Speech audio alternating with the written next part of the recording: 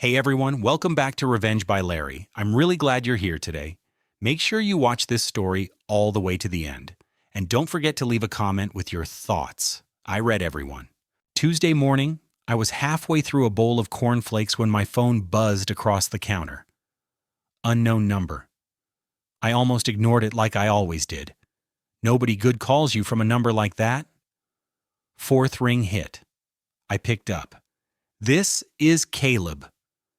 The voice on the other end was sharp and clean. No small talk. Mr. Turner, this is Diane Porter from Porter and Hale. I'm calling about the estate of Miriam Ellison. I believe she was your grandmother. My spoon slipped and clinked against the bowl. She died 6 months ago. My dad, Ron, and his wife, Paula, didn't invite me to the funeral. Told me it wasn't appropriate. That word did more damage than they thought. Yeah, I said. She was my grandma. The room got smaller. Fridge hummed like a lawnmower. Diane asked if I could come by her office that afternoon. She sounded like someone used to people showing up when they're told. There's got to be a mistake, I told her. My dad said she left everything to them and the kids. I'm adopted, so... She went quiet. The kind of pause that makes your stomach twist. We should meet, she said. It's important. 2 hours later, I was parked in a leather chair that creaked every time I breathed. Diane slid a packet across the desk. Your grandmother's will, she said. My name was everywhere. She left me $2.34 million, her 2-story house on Maple Ridge. Stocks, bonds, mutual funds, words I'd only seen in online ads and tax scam emails. There's no way this is right, I said. I kept repeating it like a stuck CD. Diane didn't even blink. She passed me an envelope, my name on the front, in handwriting that stopped me cold. She asked me to give you this personally, Diane said. Her voice dropped half an inch. I opened it slow, both hands like it might tear. It started, My dearest Caleb. And just like that, the ground under my feet changed. She wrote that they'd kept me from her, that I wasn't adopted, that my real mom, Laura, died when I was 2. Paula didn't want me around. My dad caved. She said she fought them, even talked to lawyers, but they moved me across the state before she could finish the fight. So she found another way. She hired someone to watch over me, make sure I was okay. She knew where I lived, knew I was working nights, knew what I ate, knew everything they never asked about. She said Ron and Paula had been running their mouths, telling people they'd inherit it all, counting money that wasn't theirs. By the third read, I finally stopped shaking. I folded the letter, stood up, and asked where to sign. Quick note. Before listening, share which city or country you're watching from, and let's continue. Diane slid over a second folder. Your grandmother asked me to show you this, she said, tapping the cover with 2 fingers. I opened it slowly, already bracing myself. Inside were color photos printed on matte paper, each one dated in red, like court evidence. Me walking to the bus in winter. Me on the curb outside Quick Mart biting into a burrito. Me dragging that busted futon up to my 3rd-floor walk-up. Every shot looked like someone watching from a distance, but not in a creepy way. Just quiet. Careful. Under the photos were reports, short, typed notes, my shift times, my landlord's name, the fact that my lights usually went off before midnight, a line about the store brand ramen I bought in bulk. Nothing flashy, just facts. There was a handwritten note from Grandma, tucked under the last page. She said she was proud I didn't quit school when the money got tight. Said she saw me pushing through and it gave her hope. I stared at her words until they stopped blurring. Diane let me sit with it. Then she explained how Grandma had planned everything in layers. Main budget, backup budget, long-term plan in case I dropped out or got hurt. She wasn't guessing. She'd planned for all of it. Then she flipped the folder over and looked me in the eye. She also wanted me to tell you the full story about your father. I leaned back in the chair, already knowing this wasn't going to feel good. She let him believe he'd inherit most of the estate, Diane said. She wanted him and Paula to spend big. She wanted them overconfident. How big? I asked. My gut already knew. Diane had a page ready. Your father financed a new pickup last spring. $58,900. Paula redid the kitchen. $37,200. Derek got a bass boat. $26,500. Maya's compact SUV. $21,800. She flipped to the next line. They added a composite deck and patio. $18,900. Took 2 vacations on credit. About 24 grand combined. And they ran up revolving store cards. Roughly another 24. I could feel my jaw tighten. I pictured Paula posing in her new kitchen. The boat tied off at the lake, like it had a job to do. My own fridge had 3 eggs and a half jar of mustard. My sedan's bumper was still held up with duct tape. What do they actually get? I asked. My voice stayed calm. No point in lashing out at the one person who showed up with the truth. Diane checked her notes. Derek and Maya each received $6,000. Your father and Paula received nothing. Nothing. Not a penny. I'd waited my whole life to hear that word applied to someone else. Diane closed the folder gently. There's one more thing. Your grandmother requested I be there when you inform your family. She wanted me to witness it. I looked at the letter again, at my name in her handwriting. My fingers curled around the edges like they'd always been holding something invisible. They're home on Wednesdays, I said. Tomorrow night works? I stood up, folded the letter into my jacket, and walked out like I knew exactly where I was going. The next evening, I drove past the same fake stone columns at the entrance to their subdivision, the ones I'd rolled my eyes at since I was 14. Nothing about them had changed, except now they looked smaller, like props someone forgot to take down. Their yard looked like a magazine spread. Fresh trees, sharp lines in the grass, pathway lights glowing even though it wasn't dark yet. Dad's new pickup sat in the driveway, clean and tall, like a prize nobody earned. Diane watched the houses go by through the passenger window. She didn't say much. She held her briefcase on her lap, steady, like she'd walked into worse rooms than this and lived to tell about it. Paula opened the door before I knocked twice. Her smile dropped the second she saw me, then snapped back when her eyes landed on Diane's suit. Caleb, she said, fixing her hair with one hand. What a surprise. She stayed planted in the doorway for a second too long, forcing us to stand there like guests, waiting for approval. Inside, Dad, Ron Turner, was half watching a basketball game. Derek had his feet on the coffee table.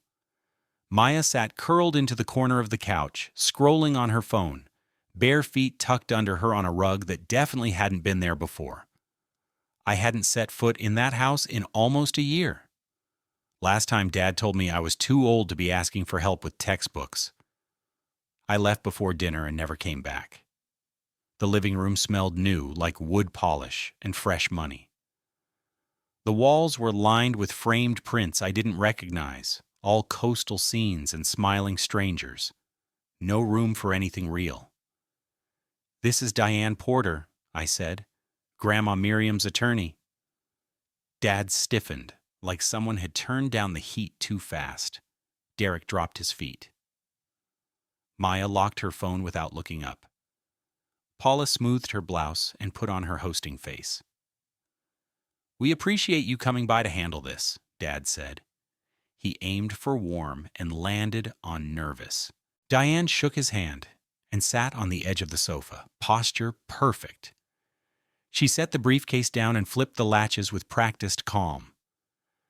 I'm here on behalf of Mr. Turner, she said, nodding toward me. Mrs. Ellison named him as the primary beneficiary.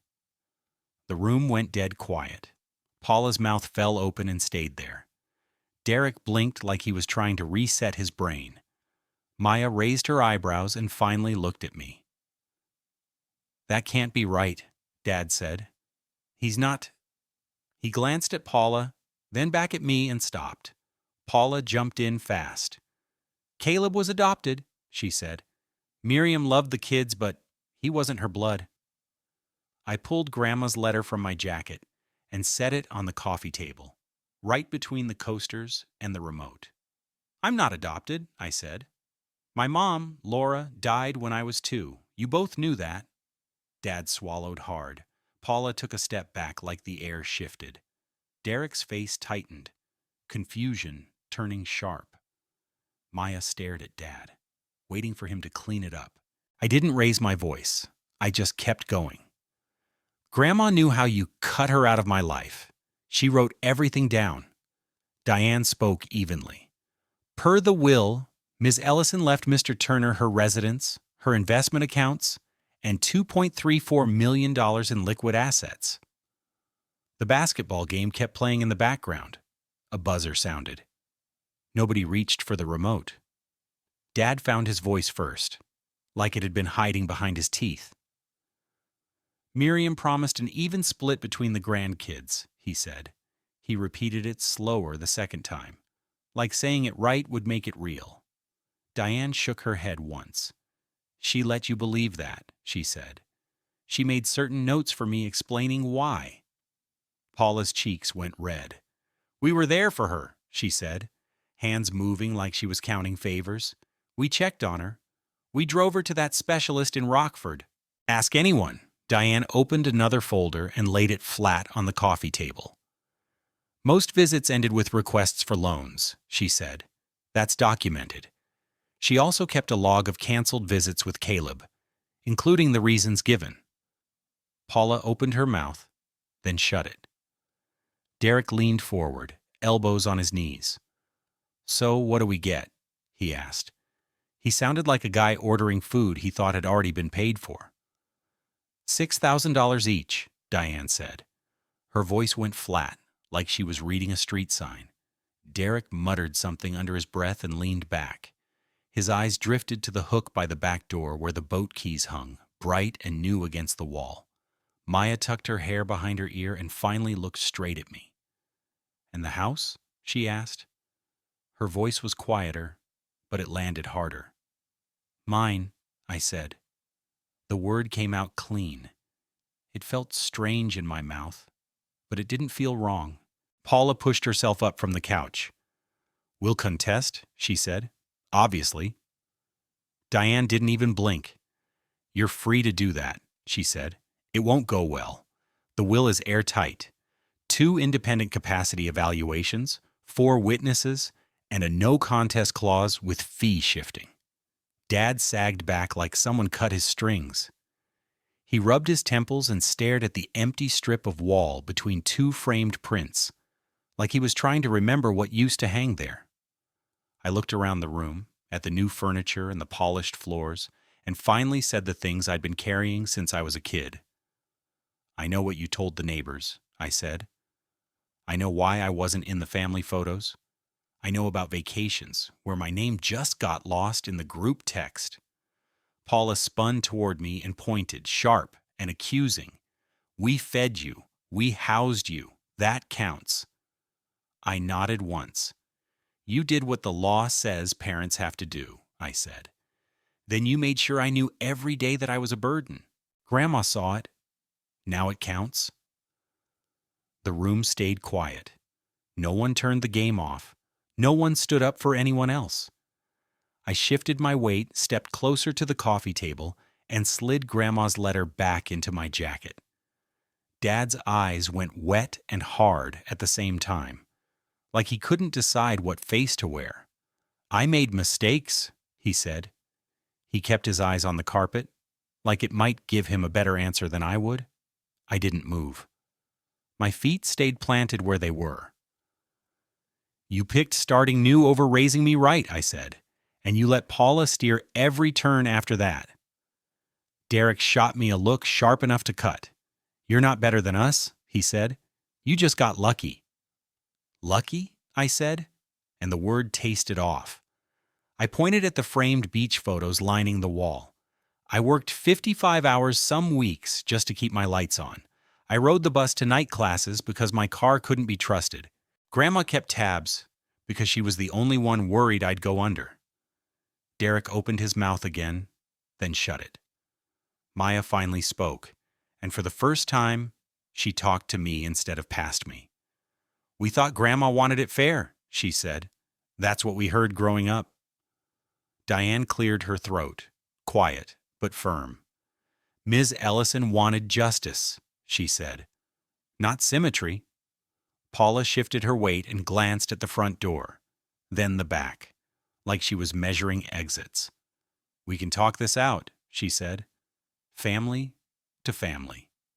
I shook my head once. "No more backroom deals," I said. "No more whispered stories about me being different. It ends tonight." I looked straight at Dad. "How much did you spend counting on our money?"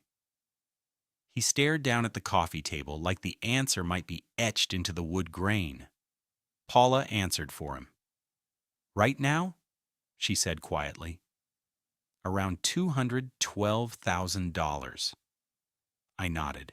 The number lined up with what Diane showed me, plus the extra stuff people always forget to mention: interest, fees, optimism pretending to be math. "Then you'll figure it out," I said.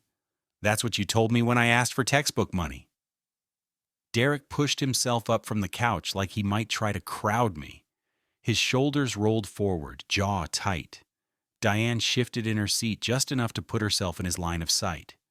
It wasn't dramatic, but it was enough. "You can call me names later," I said, keeping my voice level. "You can tell your friends whatever helps you sleep, but the will stands. And for once, so do I." Dad rubbed his hands together, slow and useless. Paula's mouth worked like she had more to say and couldn't find a safe way to say it. Maya stared at the floor, processing something she hadn't been allowed to think before.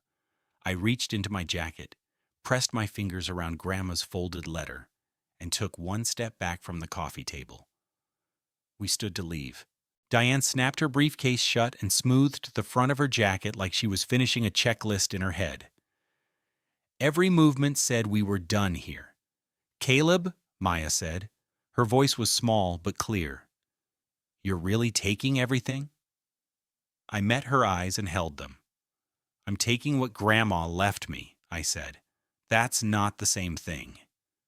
Derek let out a half laugh with no humor in it. "She was old. You got in her ear near the end."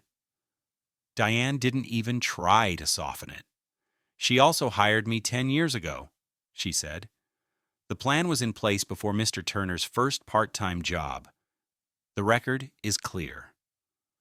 Paula gripped the edge of the mantel with her left hand, like she needed something to hang on to. Her knuckles went white. "We're still your family," she said. "That has to mean something." I pointed to the photos lined across the mantel: trips, birthdays, holidays, every single one missing me. "Family would have made room for me," I said, "even in a corner." Dad stood up last. He didn't step forward. He looked like a man just told the weather wasn't changing after all. His face had sunk in. His hands hung limp at his sides. "We'll talk again," he said. Not a question, not a plea, just a statement sitting heavy in the air. "If it's about money," I said, "have your lawyer call mine." Diane nodded once and turned toward the door. I followed her, and we stepped onto the porch together. The porch light buzzed soft and steady. A moth tapped against the glass. Like it was stuck in its own loop, she exhaled slowly, almost like a sigh, but steadier. "You did fine," she said. I didn't answer right away. I didn't feel fine. I felt something deeper, emptied out and wired at the same time, like standing on a sidewalk right after a storm. We walked toward my car side by side. The grass still smelled like fertilizer and new money. That pickup gleamed under the streetlight like it belonged in a magazine, all chrome and clean lines. It looked like a promise somebody couldn't keep anymore. When we reached the car, Diane paused beside the passenger door and looked over at me. She didn't say anything else. She didn't have to. Her job was done.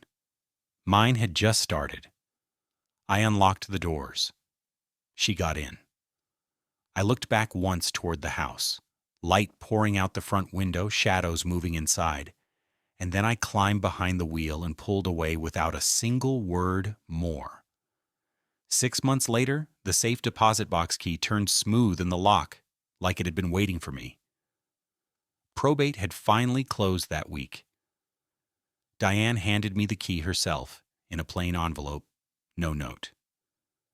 The branch manager walked us into the vault, slid out the thin metal drawer like he was revealing a trick he'd practiced. Inside was a single item. A worn leather key fob with a brass tag that read ELLISON-MAPLERIDGE. My hands shook as I picked it up. It didn't feel like just a key.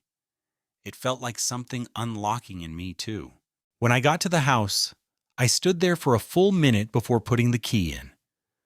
The door opened with a soft creak and a gust of warm air, like the house had been waiting to breathe again. And for the first time in my life, a front door didn't feel borrowed. It felt like it knew my name. The place had 4 bedrooms, all simple but full of light. The kitchen practically glowed in the afternoon sun, the countertops clean, the cupboards stocked with things nobody had touched in a while. Out back, the garden was half overgrown but still holding on, brick path leading to a bench with flaking white paint. It wasn't perfect, but it was hers, now mine. In the hallway closet, I found shoe boxes stacked in rows. I pulled one down and opened it on instinct. Inside were cards, birthday notes, thinking of you messages, some with $5 bills still tucked between the folds. Never mailed, never wasted. In the den, I found albums, thick, heavy books, packed with photos I'd never seen. Me as a baby in a blue sweater I didn't remember. My real mom, Laura, holding me in almost every shot, hair pulled back behind her ear, face soft, eyes on me, like I was everything. I sat cross-legged on the rug and flipped through them one by one. It was like building a memory out of snapshots and silence. In the back of one album was another letter, Grandma's handwriting again. This one was short. It said, "You were never the problem.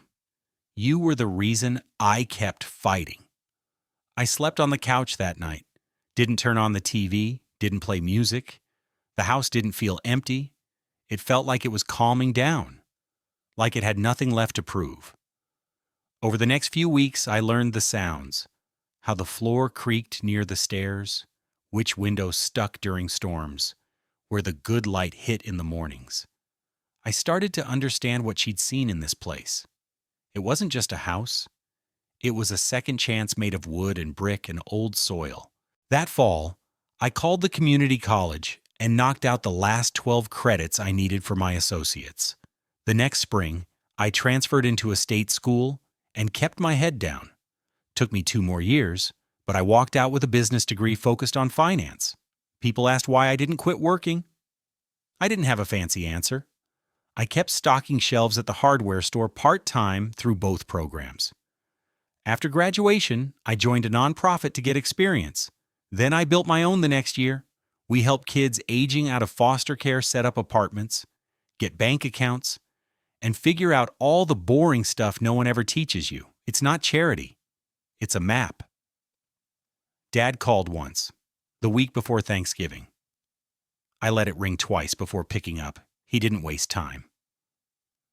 "The bank's been sending letters," he said. "Not the friendly kind. I was wondering if you could bridge us for a few months, just until we stabilize." I didn't answer right away. I grabbed a pen, wrote down the loan number he gave me, then said, "Have your attorney email Diane." There was a pause. Then he said, "Okay, like he already knew how this would go. A few weeks later, 2 Christmas cards came in the mail, both from Paula. One was generic, gold snowflakes and a printed message. The other had a full-page note about healing, forgiveness, how family is built on grace. I slid both into the back of a drawer without opening them. By May, the boat was gone. It sat in their driveway with an orange paper slapped to the windshield for 2 weeks before a tow truck hauled it off early on a Tuesday. I watched from my porch while drinking cheap coffee. Maya had just turned 19 by then. She started working weekends at a bakery and carpooling to save gas. One night she texted me out of nowhere and asked how I found my first apartment at her age. I told her the truth: luck, Craigslist, and a landlord who didn't care about paper-thin walls. She didn't text again, but she didn't block me either. Word about the will moved faster than I did. People from their church circle, neighbors, old family friends, they all heard. I didn't have to explain a thing. Word moved through church lists and neighborhood chats faster than I could say anything myself. 2 women who used to look right through me at backyard cookouts started waving when I passed with groceries. I waved back but didn't stop walking. The best part wasn't watching their lives crack under the pressure. It was unlocking Grandma's back gate with a key that didn't feel stolen. It felt earned. I bought a cheap grill at a clearance sale and rolled it out onto the patio. One Saturday, I hosted 3 kids from our program, fresh out of group homes, new to independence. We cooked hot dogs and shared the struggle of learning to hang curtains without snapping the tension rod in half. We laughed a lot. Nobody bragged. Nobody lied. I sent Diane a photo of the garden in bloom. It looked better than it had in years. She texted back a thumbs up and one line. She'd like that. Most nights I didn't go out. I'd sit on the white bench with one of Grandma's old letters in my lap.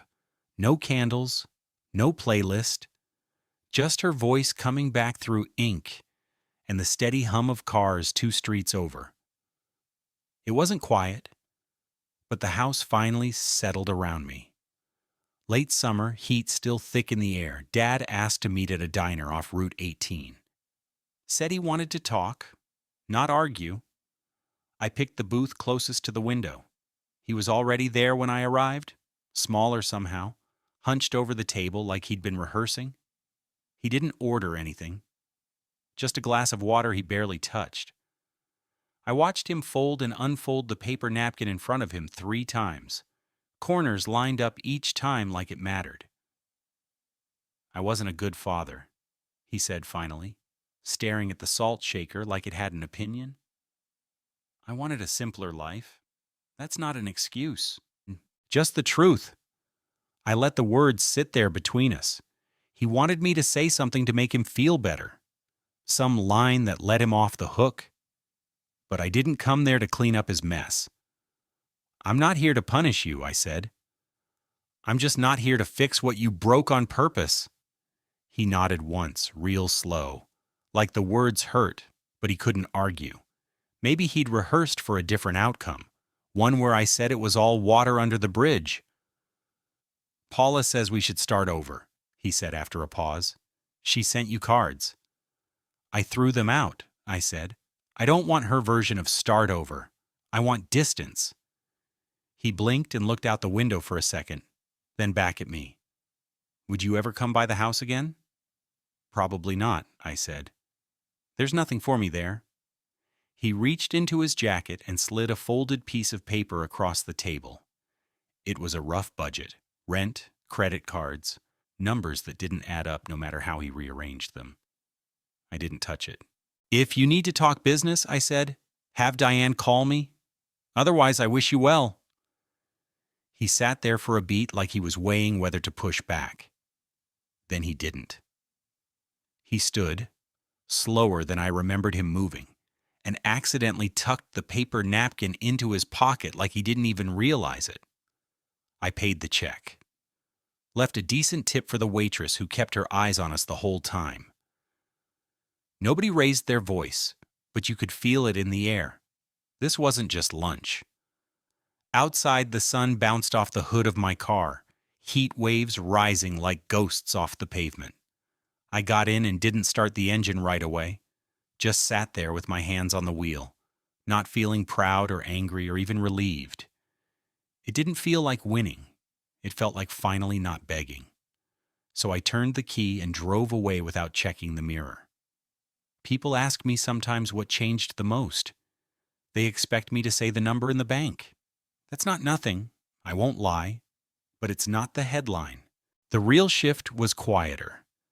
The big thing is, I finally know my story. My real mom's name was Laura. She didn't leave me. She was taken. That sentence cracked something loose inside me and reset it at the same time. I don't walk into rooms wondering if I belong anymore. I either do or I don't. And none of it hinges on whether Paula nods at me like I'm a stray she let inside. The house on Maple Ridge still needs work. The back door sticks when it rains. The garden sucks up more water than I thought possible. The bench out back wobbles if you sit wrong, but I fix one thing at a time. Nothing feels too far gone now.